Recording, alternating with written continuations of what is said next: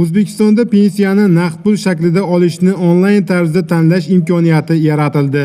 Endi fuqarolar pensiya to'lovini naqd shaklga o'tkazish xizmatidan foydalanishi mumkin. Bu haqda Bo'yda tumanida o'tkazilgan ochiq muloqotda batafsil ma'lumot berildi. Hududga tashrif buyurgan pensiya jamg'armasi rahbariyati vakillari tizimdagi yangiliklar hamda fuqarolar uchun yaratilayotgan qulayliklar haqida fikr yuritdilar. Jumladan, mening pensiyam ilovasini ishga tushirish rejalashtirilayotganligi aytildi. Bugungi kunda agar men pensiyaga chiqsam, meni pensiyam qancha bo'ladi?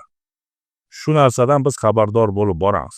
Va buni yana qulaylik tarafi, masalan, qaysidir davrlarimiz inobatga olinmayotgan bo'lsa, yoki ish haqlarimiz ko'rinmayotgan bo'lsa, biz shunga qarab harakatimizni qilamiz.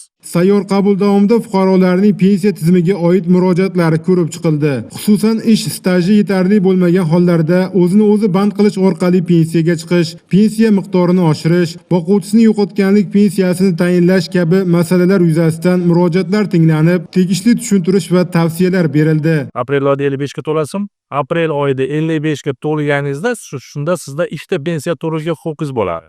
Ya'ni o'zingizni yoshga doir pensiyaga, lekin uning uchun 7 yil stajingiz bo'lishi shart. 7 yil stajingiz yo'q bo'ladigan bo'lsa, shunda 1 oy bo'lsa ham turmush o'rtog'i staji bo'lgan bo'lsa ham, boquvchi yo'qotganli pensiya to'ligiga siz o'ta olasiz. Umuman olganda, pensiya tizimida joriy etilayotgan raqamli xizmatlar fuqarolar uchun yanada qulaylik yaratmoqda. Onlayn xizmatlar orqali vaqt tejalmoqda. Sayyor qabullar esa aholini qiynayotgan masalalarni joyida hal etish imkonini bermoqda. Bu esa pensiya tizimida ochiqlik va fuqarolarga yaqinlikni ta'minlashga xizmat qilyapti.